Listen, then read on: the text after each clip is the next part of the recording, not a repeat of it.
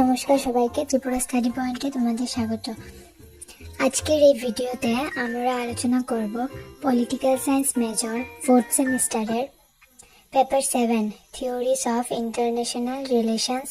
এই পেপারের 2026 পরীক্ষার কিছু গুরুত্বপূর্ণ প্রশ্ন নিয়ে।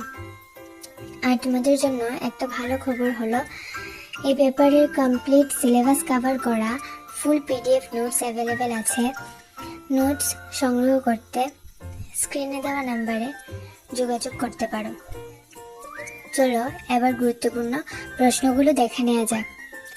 ইউনিট 1 থেকে যে প্রশ্নগুলো সবচেয়ে গুরুত্বপূর্ণ সেগুলো হলো: question number 1, evaluate the role and significance of state and non-state actors in international politics.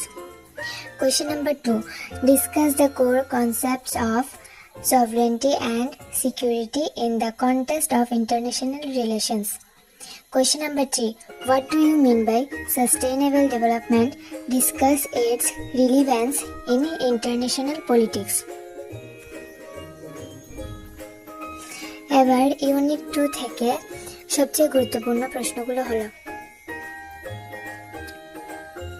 critically analyze the realist theory, structural, offensive, defensive realism in the study of international relations.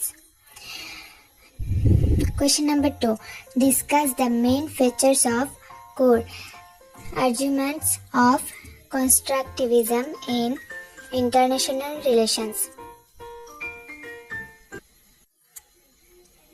এবার unit 3 থেকে যেগুলো পড়তে হবে সেই কোয়েশ্চেনগুলো হলো: question number 1, examine the central debates and key perspectives of feminism in international relations. Question number 2, discuss the core tenets and argument of post modernism in evaluating international relations. Unit 4 এর সবথেকে বেশি গুরুত্বপূর্ণ প্রশ্নটি হলো: elaborate on the Chinese perspective and its relevance in international relations.